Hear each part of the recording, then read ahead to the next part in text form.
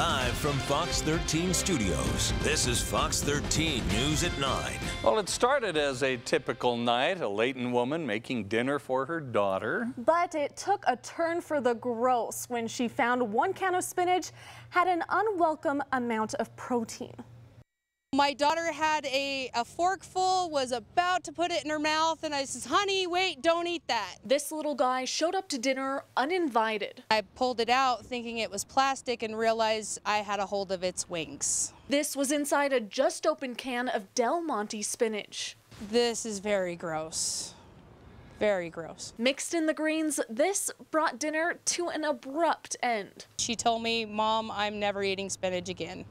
And it was hard enough to get my kid to eat vegetables in the first place. From the looks of it, JR says it's a praying mantis. I'm pretty sure it's got some wings and its face looked like a praying mantis. The insects are green or brown so they can blend in with leaves to stalk their prey.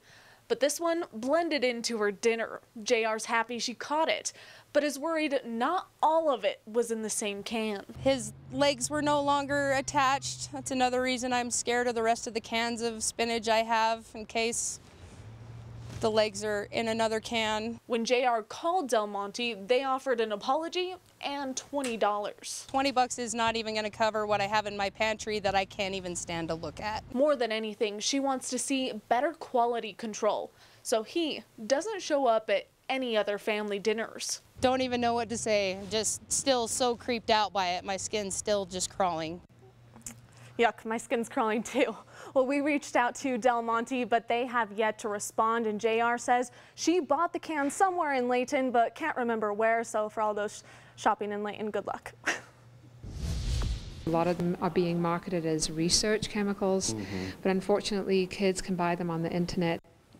Earlier in this newscast, we showed you efforts to find and remove a synthetic chemical called pink from schools in Park City. They say it is more potent than morphine. It's also cheap and easy to come by. Fox 13's Danica Lawrence shares a warning from medical experts. This is so easy, it's scary. You can Google the drug called U47700 and it comes up. Dozens of pills for only $39. They're known as designer drugs. A lot of them are being marketed as research chemicals, but unfortunately kids can buy them on the internet. Dr. Paula Cook with the University of Utah's Neuropsychiatric Institute in Addictive Medicine is seeing an increase in this pink synthetic opioid. She says addicts crave a high that is higher than anything they've tried before.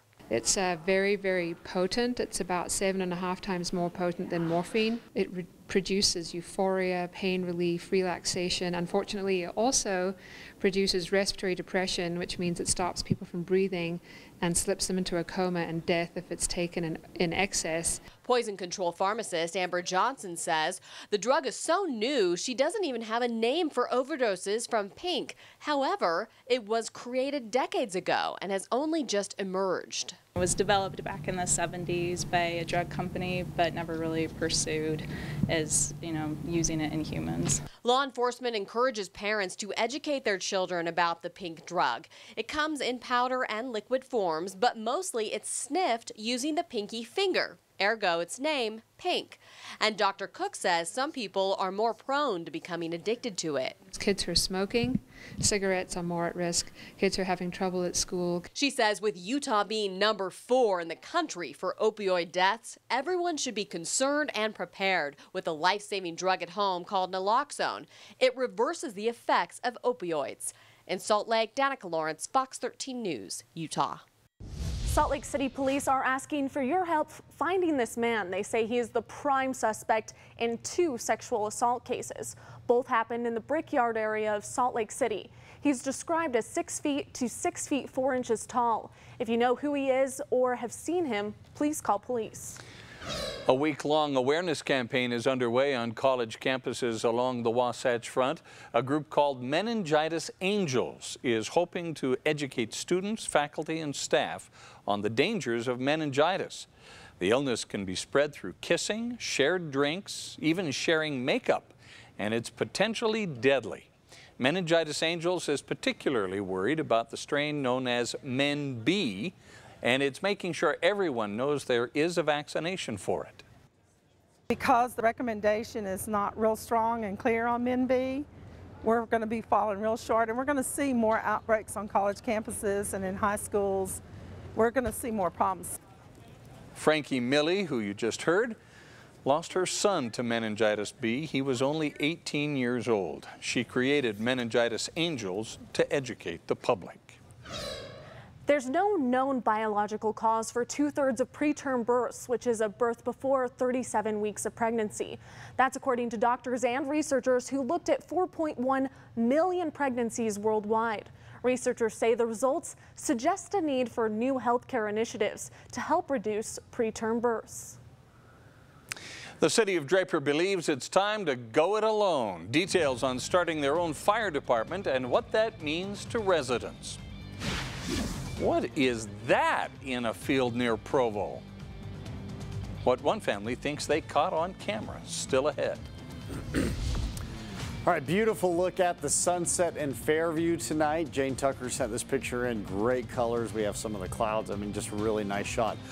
We still have storms out there. We had some thunderstorm that just pushed through Ogden and a little bit of lightning associated with that. More precipitation that will move through in the overnight hours and very early tomorrow morning. 70 was our high today, 10 degrees below average. Our overnight low was right about average, but we're going to be colder tonight. We'll talk more about where our temperatures are headed tomorrow and beyond. Coming up. And with the iPhone 7 poised to make its public debut, we'll show you what you can do if you're not quite ready for an upgrade.